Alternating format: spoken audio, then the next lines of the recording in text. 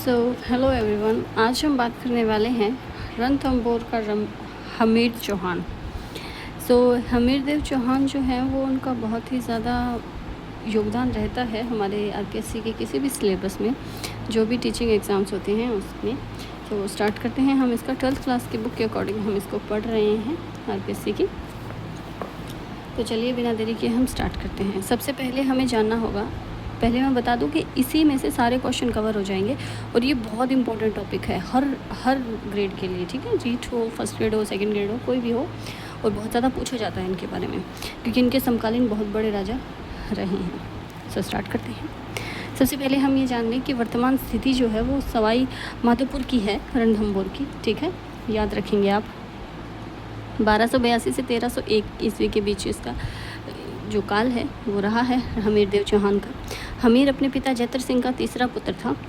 सभी पुत्रों में योग्य होने के कारण उनका राज्यारोहण उत्सव जैतर सिंह ने अपने जीवन काल में ही 1282 में कर दिया था, ठीक है।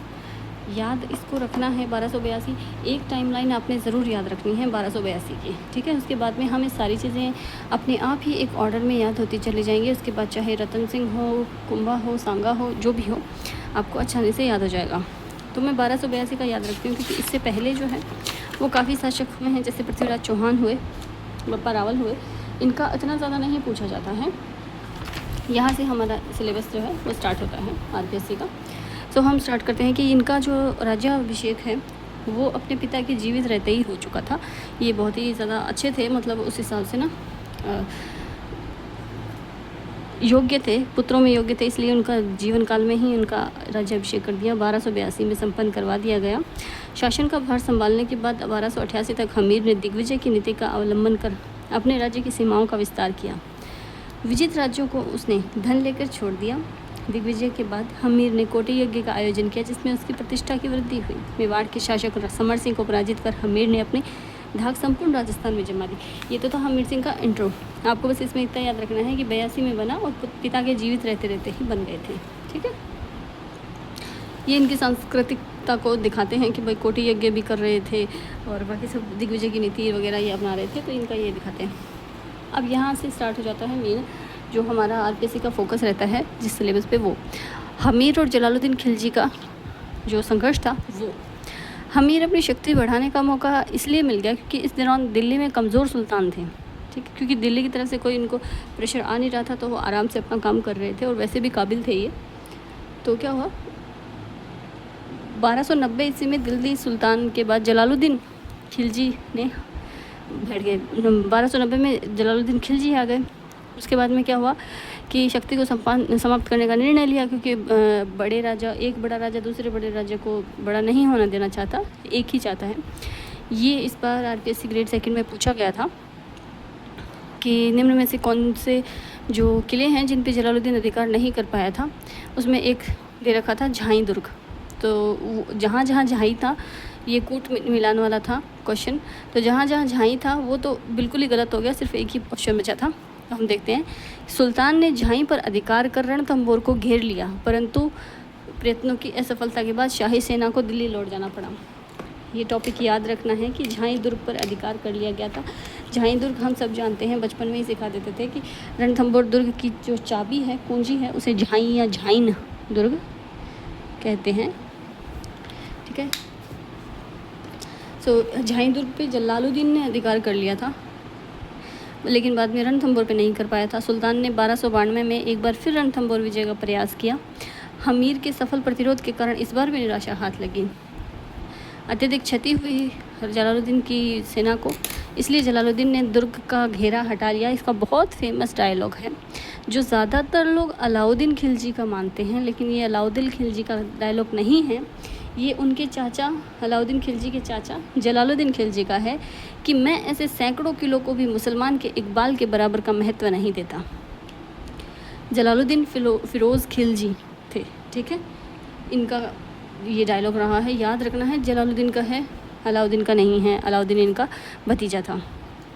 जलालुद्दीन खिलजी की जो अभियान है इसका आंखों देखा वर्णन अमीर खुसरो ने मिफ्ताह उल फुतूह नामक ग्रंथ में किया है। आपने बस इसका नाम याद रखना है, हालांकि ये बहुत पॉपुलर है तो याद रहता ही है। खुसरो ने किया था इसका, अमीर खुसरो ने। अब आ जाता है अलाउद्दीन खिलजी। 1296 यानी 1296 यानी कि 1296 में अलाउद्दीन खिलजी ने अपने चाचा जलालुद्दीन खिलजी की हत्या कर दी और सुल्तान बन गया। दोनों चाचा भतीजा थे, इसीलिए कन्फ्यूजन होती है यहाँ पे। कुछ वर्षों बाद ही अलाउद्दीन खिलजी रणथंभौर पर आक्रमण करना स्टार्ट कर दिया। इसके ये कुछ कारण हैं जो कि ज़्यादा इम्पोर्टेंट नहीं हैं, आप स्क्रीन पर ही देख लेना, क्योंकि अपने में नहीं आता है कोई भी कारण। लिखने वाला जो होता है RS वगैरह का, उसमें ये पूछता है, बाकी अपना नहीं है। सबसे मेन कारण जो था ना, जो माना जाता है, ये तो हर आक्रमण में होते हैं, हर एक आक्रमण में दिया जाता है। सबसे मेन कारण ये था कि हमीर देव चौहान ने क्या किया था कि अपनी ये जो अलाउद्दीन खिलजी हैं, उनके 2 बागी थे, मोहम्मद शाह और उनके भाई कहबरू, उनको क्या किया था, उन्होंने शरण दे दी थी।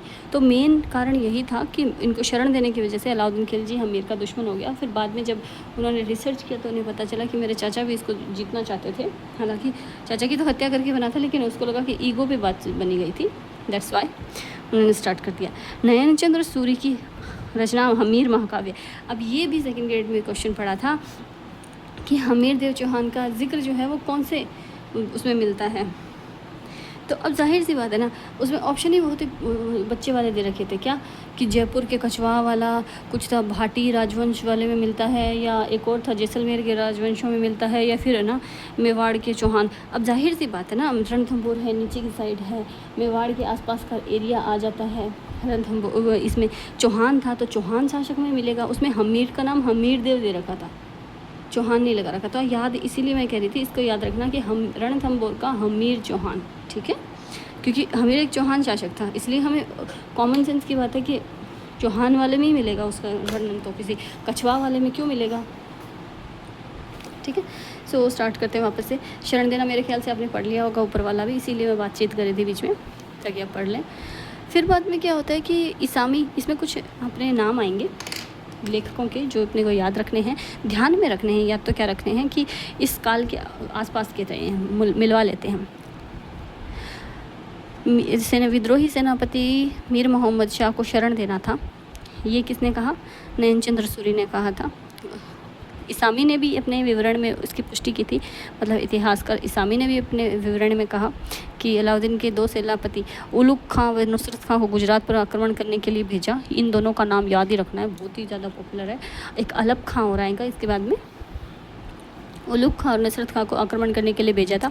गुजरात विजय पर वापस लौट रही थी तो जालोर के पास लूट का माल बरामद करने के चक्कर में इनका कुछ हो गया। 9 मुसलमान वे थे जो जलालुद्दीन फिरोज़ खिलजी के समय भारत में बस चुके वे मंगोल जिन्हें इस्लामी धर्म स्वीकार कर लिया था, उनमें थे ये। ठीक है, मतलब ये बस याद रखना कि 9 मुसलमान कौन थे, मूलतः मंगोल थे जो मुसलमान बन चुके थे। विद्रोह कर दिया और विद्रोह से बर्बरता दमन कर दिया गया। और मोहम्मद शाह और उसका भाई कहबरू, ये दोनों नाम याद रखने हैं हमीर के साथ, क्योंकि हमीर के क्वेश्चन बहुत पूछता है, इसीलिए हमें हमीर को अच्छे से पढ़ना चाहिए। इसी बार बैक टू बैक 3-4 क्वेश्चन पूछ ही दिए थे उसने।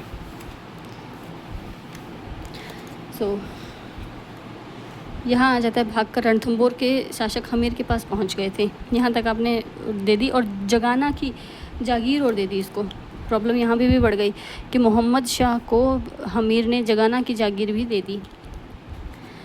चंद्रशेखर की रचना हमीर हट के अनुसार जलालुद्दीन खिलजी की एक मराठा बेगम से मीर मोहम्मद शाह को प्रेम हो गया था। दोनों ने मिलकर अलाउद्दीन खिलजी को समाप्त कर एक षड्यंत्र रचा था, सोचने के लिए सोचा था, लेकिन इसका पता चल गया उसको। तो जाने के बाद मीर मोहम्मद शाह को बंदी बनाने का प्रयास किया था, इसलिए वह भागकर हमीर की शरण में पहुंच गया था। ठीक है, मांग की उसने कि भाई, खिलजी ने बोला कि मुझे वापस दे दो। हमीर ने मना कर दिया क्योंकि यहाँ ये वचन दे चुका था कि भाई मैं बचाऊंगा इसको। और जगाना की जागीर, ये याद रखना, जगाना की जागीर उसने दी थी। फिर बाद में आक्रमणों की जो है वो स्टार्ट हो गई, यहीं से विद्रोह स्टार्ट हो गया। मतलब इन दोनों का आपस में, मतलब विद्रोह नहीं, संघर्ष या विप्लव जो है वो स्टार्ट हो गया। हमीर की प्रारंभिक सफलताएं बहुत सारी थी, हम देख चुके हैं कि 90 में बन चुका था। 90 में तो वो आया था, 96 में अलाउद्दीन बन चुका था। 96 में बनने के बाद 99 यानी 3 साल के आसपास, मैंने दिखा रही थी, ये रहा, यहाँ मैंने बताया 96 में बना है। 1296 1299 के अंत तक इनका स्टार्ट हो गया। ठीक है, 1299 के अंत तक अलाउद्दीन खिलजी ने उलुग खां, अलप खां और नुसरत खां, ये तीनों नाम बहुत ज़रूरी हैं। इसमें से ये भी पिछली बार सेकंड ग्रेड में पूछ लिया था, इसका मैं आगे बताऊंगी। हमेशा झाई दुर्ग पे इन लोगों ने अधिकार कर लेते थे, ठीक है। झाई दुर्ग किसी से भी छूता हुआ नहीं रहा था, ठीक है, सब लोगों ने याद कर लिया था। विजय के बाद उलुग खां ने झाई का नाम बदल के 9 शहर कर दिया। ये याद रखना कि 9 शहर नाम खिलजी ने नहीं किया था, उलुग खां ने किया था, ठीक है। ये उलुग खां ने झाई दुर्ग का नाम बदल दिया था, 9 शहर कर दिया था। हमीर महाकाव्य में हमीर के इस समय दिखाया गया है कि मुनि व्रत में व्यस्त था, मतलब ये एक तरीके का मौन व्रत था। मौन व्रत के कारण वो सेना का नेतृत्व नहीं कर पाता, इसीलिए उसने क्या किया कि अपने 2 सेनापति भीम सिंह और धर्म सिंह को भेज दिया। ये भी इम्पोर्टेंट कड़ी है कूट मिलान के टाइम पे कि कौन से 2 सेनापति गए थे। इसकी तरफ से, हमीर की तरफ से थे भीम सिंह और धर्म सिंह, भेज दिया। दोनों ने लूट दिया, खदेड़ दिया, अच्छी खासी सेना को वापस भी लूट लिया और खदेड़ भी दिया। अलाउद्दीन खिलजी ने पराजय का सामना कर लिया, ठीक है। फिर दोनों क्या किया, भीम सिंह और धर्म सिंह दोनों अलग अलग हो गए। दोनों ने क्या सोचा कि भाई चलो अलग अलग चलते हैं। तो इसमें क्या हुआ कि धर्म सिंह तो आगे आगे जा रहा था और भीम सिंह पीछे पीछे आ रहा था अपनी अपनी सेना के साथ, छोटी छोटी टुकड़ियों के साथ में। तो क्या हुआ कि धर्म सिंह तो वहाँ पहुँच गया, रणथंभौर पहुँच गया, लेकिन जो भीम सिंह था वो धीरे धीरे आ रहा था। तो क्या हुआ कि अलप खां के नेतृत्व की सेना ने क्या किया, हमला कर दिया। शाही सेना ने अलप खां के नेतृत्व में उस पर हमला कर दिया। इस संघर्ष में अपने सैकड़ों सैनिकों सहित भीम सिंह मारा गया। भीम सिंह की मृत्यु की सूचना जैसे ही हमीर को मिली तो उसको धर्म सिंह पे गुस्सा आया कि भाई तुम अकेले क्यों आए, उसको साथ लेके आना चाहिए। तो धर्म सिंह को क्या किया, उत्तरदायी मानते हुए उसे अंधा कर दिया। उसके स्थान पर भोजराज को मंत्री बना दिया। यहाँ थोड़ा सा हमीर का जो है वो डगमगाना स्टार्ट हो गया। आप खुद देखेंगे कि कितना कुछ चीज़ें यहाँ विपरीत कर दी थी हमीर ने, अपने नेचर के अकॉर्डिंग भी विपरीत कर दी थी, क्योंकि इतना ताकतवर और इतना शक्तिशाली शासक होते हुए भी ऐसी हरकत। देखो क्या किया कि पहले तो अपने 2 बढ़िया सैनिकों को भेज दिया, सेनापति को भेज दिया। उसमें बाद में क्या हुआ, एक मर गया, चलो ठीक है, दूसरे की गलती थी, चलो मान लिया, लेकिन युद्ध था, मर गया, मार दिया गया, शहीद हो गया। लेकिन उसने क्या किया कि दूसरे अपने सेनापति को अंधा कर दिया। इसको तो ख़राब कर ही दिया ना, एक तो पहले ख़त्म हो चुका है, दूसरे को इसने अपने हाथों से ख़राब कर दिया। फिर क्या किया, भोजराज को नया मंत्री बना दिया। और भोजराज जाहिर सी बात है कोई अच्छा मंत्री साबित नहीं हो पाया, बिगड़ी हुई स्थिति को संभाल ही नहीं पाया। फिर क्या हुआ कि धर्म सिंह ने उसको कन्विंस कर लिया, जिसको अंधा किया था उसने कन्विंस किया कि भाई मैं तुम्हारी आय बढ़ा दूंगा। इसलिए हमीर की गलती पे गलती करे जा रहा था यहाँ पे। क्या हुआ, फिर वापस उसने धर्म सिंह को बना दिया, धर्म सिंह बना दिया। अब धर्म सिंह तो पहले से ही अंधा हो चुका था, तो उसका तो पहले से ही वो ख़राब मन था उसका हमीर के ख़िलाफ़। तो क्या हुआ, अपने अपमान का बदला लेने चाहता था ये धर्म सिंह, इसलिए बलात् क्या करता था, कर वसूली करता था। इसकी वजह से क्या हुआ, हमीर देव की जो सेना थी या हमीर देव का जो शासन था उसके लिए उसकी प्रजा में असंतोष बढ़ गया। यहाँ गलती। फिर क्या किया कि पहले जिस भोजराज को बनाया था ना उसने निकाल दिया, इसको हमीर ने भोजराज को निकाल दिया। तो अब इधर से धर्म सिंह भी मन में खटास लिए बैठा था, उस तरह से भोजराज भी खटास लेके बैठ गया कि भाई मेरे को कैसे निकाल दिया, मेरे को अपमान कर दिया। तो ये भोजराज पहुंच गया कहाँ, अलाउद्दीन खिलजी के पास नहीं चला गया। फिर उसने फिर से इसको उकसाना स्टार्ट कर दिया कि भाई देखो तुम्हें तो बदला लेना चाहिए, तुम्हारे चाचा की है वो ब्ला ऐसी चीज़ों के लिए करा दिया। और जगाना के बारे में भी इसने ये बताया, जगाना क्या थी, वो जागीर जिसको मोहम्मद शाह को दिया था हमीर देव ने, ठीक है। तो अब इसके बारे में जैसे पता चला तो इसको वापस से स्टार्ट हो गया। अलाउद्दीन खिलजी फिर से भड़क गया कि भाई नहीं मैं तो मारूंगा। यहाँ तक शांत था, एक छोटा सा आक्रमण हुआ था पर चलो ठीक है, आ गई थी सेना वापस, कोई दिक्कत वाली बात नहीं थी। यहाँ इसने फिर से कान भरना स्टार्ट कर दिया, किसने, भोजराज ने। फिर बाद में क्या हुआ, हिंदुवटी की घाटी में मुठभेड़ हुई और चौहान सेना ने शाही सेना को पराजित कर दिया। हिंदुवट की घाटी, ये याद रखना, ये काफ़ी सारी चीज़ों में आजकल पूछ लेता है, आउट ऑफ द बॉक्स जाके क्वेश्चन पूछता है, छोटी सी चीज़ पूछ लेता है। तो यही हिंदुवट की घाटी में मुठभेड़ हुई थी। अब वापस से कर लिया। इस जो अपमान हुआ था, ये अपमानजनक पराजय हुई इसकी। सुल्तान ने उलुग खान नुसरत खां के नेतृत्व में एक और सेना भेजी और फिर से जहां दुर्ग पे आक्रमण अधिकार कर लिया।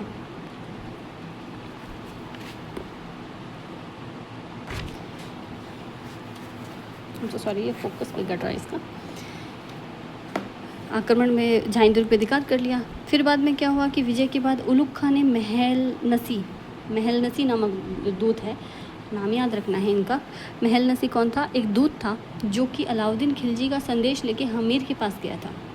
तो हमीर को क्या दिया कि भाई तुम एक काम करो, मोहम्मद शाह और उसके भाई कहबरू को तो मेरे हवाले कर दो और अपनी बेटी देवलदी का विवाह मुझसे करा दो। मतलब ये बोल रहा है, अलाउद्दीन खिलजी कह रहा है कि देवलदी का विवाह भी करवाओ मुझसे और मोहम्मद शाह और कहबरू को भी मेरे हवाले कर दो, तब मैं तुम्हारा किला छोड़ूंगा। देवलदी तो तैयार थी कि भाई चलो, उनका वही चलता था उस टाइम पे कि ऐसा चल रहा है, तो उसने मना कर दिया। हमीर ने मना कर दिया, बोला संघर्ष करेंगे। फिर बाद में क्या हुआ, उलुग खां ने क्या किया, रणथंभौर पर घेरा डाल लिया। चारों तरफ पाशिब और गरगच बनवाए गए और मगरबों द्वारा दुर्ग के रक्षकों पर पत्थरों की बौछार करवाई गई। पाशिब और गरगच वो चबूतरे टाइप चीज़ें होती थी, बड़ी बड़ी मचाने होती हैं, वो होती थी, वो बनवा के मगरब यानी कि जो पत्थर उछालने वाला यंत्र होता है वो इंस्टॉल करवा दिया गया, जिससे कि दुर्ग की तरफ से क्या हुआ, भैरव यंत्र, ठिकुलिया व मरकटी नामक यंत्र से पत्थर बरसाने लगे। अब ये मैं बोल रही थी ना कि क्वेश्चन पूछा गया है, ये याद रखना है कि दुर्ग में से क्या चल रहा था, भैरव यंत्र, ठिकुलिया और मरकटी। ये क्वेश्चन आया था कि मरकटी नामक यंत्र का पत्थर लगने पर कौन से सेनापति की मृत्यु हुई थी। तो ये मरकटी और इन सब में से किसी का एक पत्थर लगा था, संयोग से लग गया किसको, नुसरत खां को। सेनापति था ना अलाउद्दीन खिलजी का, तो नुसरत खां को लग गया और उसके कुछ दिनों बाद में उसकी मृत्यु हो गई, घायल हो गया था। और इसीलिए सेना जो है वो थोड़ी निराश हो चुकी थी, थोड़ी क्या बहुत निराश हो चुकी थी। 3 सेनापति थे इसके, उलुग खां और नुसरत खां को मार दिया गया। अब इसको याद कैसे करेंगे, अब देखो भैरव, ठिकुलिया और मरकटी और भैरव तो देखो इंडियन नाम जैसे लगते हैं ना, मुग़ल नाम नहीं लगते, हिंदू नाम लगते हैं थोड़ा करने के लिए। ठिकुलिया ये भी अपना देसी नाम लगता है, जबकि पाशिब, गरगच ये नाम जो है थोड़ा उर्दू वाले लगते हैं।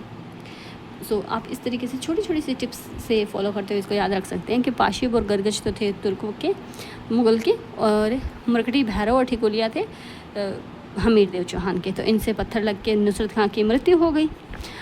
फिर बाद में शाही सेना पर आक्रमण कर दिया जब उनको पता चला कि भाई उनका मेन प्यादा जो है मतलब नुसरत खां मर गया है।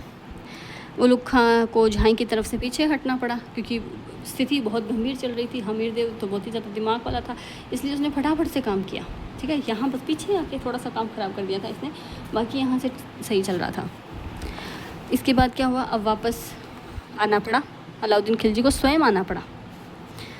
उलुग खां की असफलता के बाद खिलजी स्वयं पहुंचा। ये भी याद रखना है किसकी असफलता के बाद पहुंचा था, उलुग खां की असफलता के बाद पहुंचा था। नुसरत खां और उलुग खां ने दोनों ने आक्रमण किया था और उलुग खां तो वापस गया और यहाँ नुसरत खां मर गया, इसकी वजह से वो पहुंचा। तो अमीर खुसरो ने अपनी रचना खज़ाइन उल फुतूह में इस अभियान का आंखों देखा वर्णन करते हुए लिखा है कि सुल्तान ने इस आक्रमण में पाशेब, मगरबी और अर्रादा की सहायता ली थी। ये भी याद रखना, पाशेब तो हमने कर चुके हैं, अब हमें मगरबी और अर्रादा की सहायता लेनी है। पाशेब तो हम दोनों तरफ से ही था, गरगच और अर्रादा, गरगच थी वो पहले वाले में ली थी और अब अर्रादा आ चुकी है। मतलब ये कुछ वो होते होंगे पत्थर फेंकने वाली चीज़ें या कुछ गोले वोले बरसाने वाली चीज़ें, कुछ चबूतरे, इन सब के मिल बांट के नाम हुआ करते थे। उसे काफ़ी प्रयासों के बाद भी दुर्ग जीतने में असफल रहा। फिर बाद में कूटनीति का आश्रय लिया और संधि प्रस्ताव भेजा हमीर की तरफ से। हम बहुत ही इम्पोर्टेंट नाम आता है रणमल और रतिपाल, ये सबसे ज़्यादा ख़राब थे, इन्हीं की वजह से सब खराब हुआ।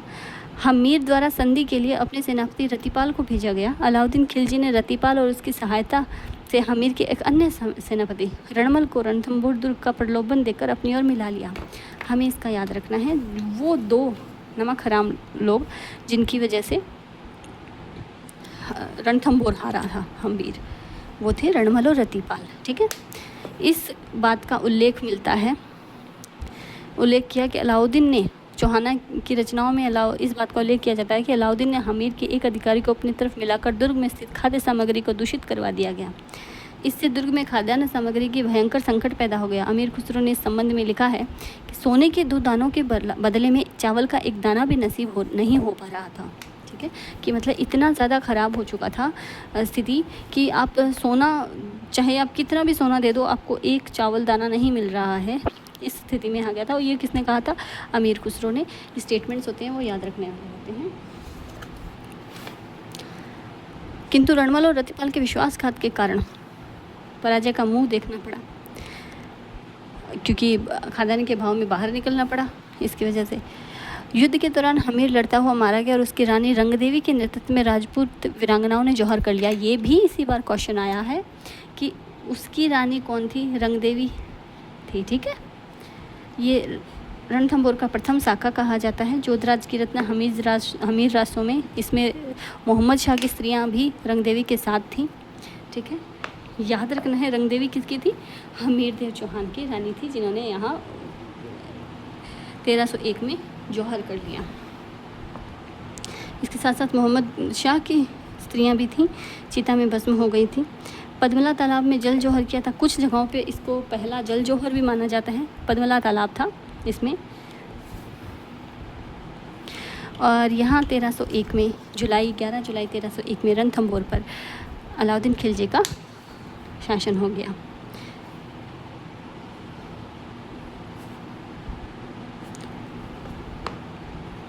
अब यहाँ छोटी सी बात आती है कि मीर मोहम्मद शाह भी हमीर की तरफ से लड़ रहा था, लेकिन यहाँ घायल हो जाने के कारण उसको अलाउद्दीन खिलजी के पास ले जाया गया। अलाउद्दीन खिलजी ने पूछा कि अगर तुझे ठीक करवा दिया जाए तो तुम क्या करोगे।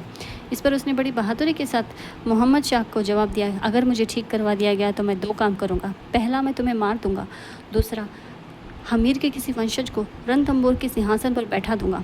ऐसा जवाब सुनकर अलाउद्दीन खिलजी काफ़ी क्रोधित हुआ और उसने उसे हाथी के पैरों तले कुचलवाकर मोहम्मद शाह की भी हत्या करवा दी। ये था नृशंस नरसंहार था अलाउद्दीन खिलजी ने हमीर देव चौहान के लिए बनाया के समय जो किया था।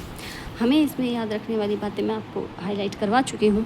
ये सारी बातें एग्ज़ाम में अभी पूछी गई हैं, पीछे भी पूछी जा रही हैं और आगे भी पूछी चली जाएंगी। जहाँ जहाँ हमीर देव चौहान का जिक्र आता है वहाँ, क्योंकि यहाँ अलाउद्दीन खिलजी का जिक्र है। अलाउद्दीन खिलजी एक बहुत ही ज़्यादा बड़े सुल्तान रहे हैं अपने टाइम के, इसीलिए उसका नाम ज़्यादा आता है। यहाँ पर कुछ चीज़ें हैं जो हमें ध्यान रखनी है। हमीर ने कुल 17 युद्ध लड़े थे, जिसमें 16 में वह विजय रहा और 1 पराजय उसके जीवन का अंतिम पराजय बना। विजयादित्य उसका सम्मानित दरबारी कवि था। राघव देव उसका गुरु था। कोटि यज्ञ था, धर्मनिष्ठा था, वचन के लिए, शरणागत की रक्षा के लिए रेडी रहता था, वचन के चक्कर में रहता था। और ये अपना एक छोटा सा दोहा है, वो है। काफ़ी सारी चीज़ें हैं इसमें देखने के लिए, आप देख सकते हैं। वीडियो में लंबी हो चुकी है, आप 2x पे देख सकते हैं, बट यकीन मानिए आपको सारे क्वेश्चंस यहीं से हो जाते हैं। मैंने खुद किए हैं, इसीलिए मुझे पता है।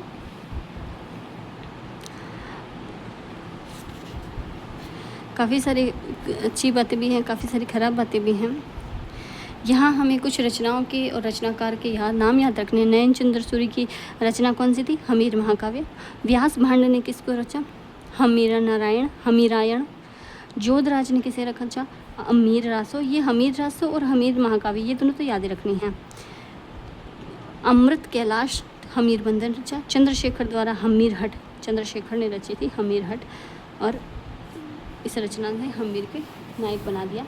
आप देख पा रहे हैं लगभग 2 पेज का ही, पूरा 2 पेज भी नहीं होता है इसका, 1 पेज में ही दोनों तरफ से आप कर पाएंगे। बहुत आसान है, अगर आप एक तरीके से याद रखें तो आप याद रख सकते हैं। और इसके बाद रावल रतन सिंह की बात आ जाती है। 1302 इनका तो हमें याद रहता है। 1303 में पद्मिनी वाला जो कांड था वो हुआ था। इनसे रिलेटेड कोई ख़ास जानकारी नहीं दी जाती, बस इनको हमें याद रखना है कि अलाउद्दीन खिलजी के ही टाइम था। अगर हमें हमीर याद है तो हमें ये भी याद रहेगा, क्योंकि 1301 में ही तो हमीर वाला जो अधिकार है रणथंभौर पे वो हुआ था।